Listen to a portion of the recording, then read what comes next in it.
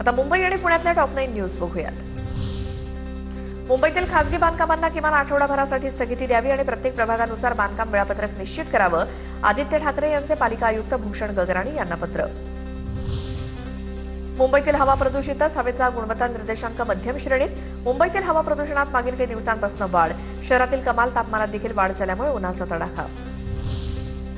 मुंबईतील वाढत्या प्रदूषणामुळे कुलाब्यातील न्यू नेव्ही नगरमध्ये अत्यंत घातक AQIची नोंद। माहीमपासून कुलाब्यापर्यंत सकाळच्या सुमारास प्रचंड धुरक्याचं साम्राज्य।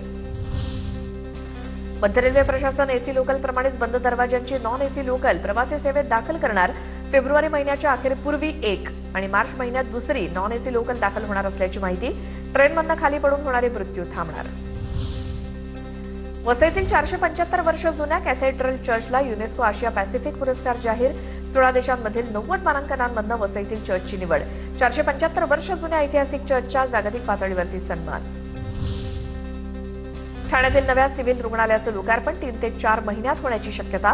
काही प्रशासकीय मान्यता प्रलंबित असल्यामुळे शिंदेंच्या वाढदिवसानिमित्तानं म्हणजेच 9 फेब्रुवारीला रुग्णालयाचं होणारं उद्घाटन रखडलं। मुंबईच्या सरकारी रुग्णालयांच्या शवागृहात सध्या 107 बेवारस मृतदेह वर्षभरापासून अंत्यविधीच्या प्रतीक्षेत। वर्षभरापासून ओळख पटेना। पोलीस आयुक्तांकडून संबंधित पोलीस ठाण्यांना तातडीनं आवश्यक कायदेशीर प्रक्रिया पूर्ण करण्याचे आदेश। इंडिगोकडनं उन्हाळी हंगामात अनेक सेक्टरमधील आंतरराष्ट्रीय विमानसेवा बंद। पुणे ते बँकॉक विमानसेवा आता बंद राहणार। विमानसेवा बंद करण्याचं कारण अस्पष्ट।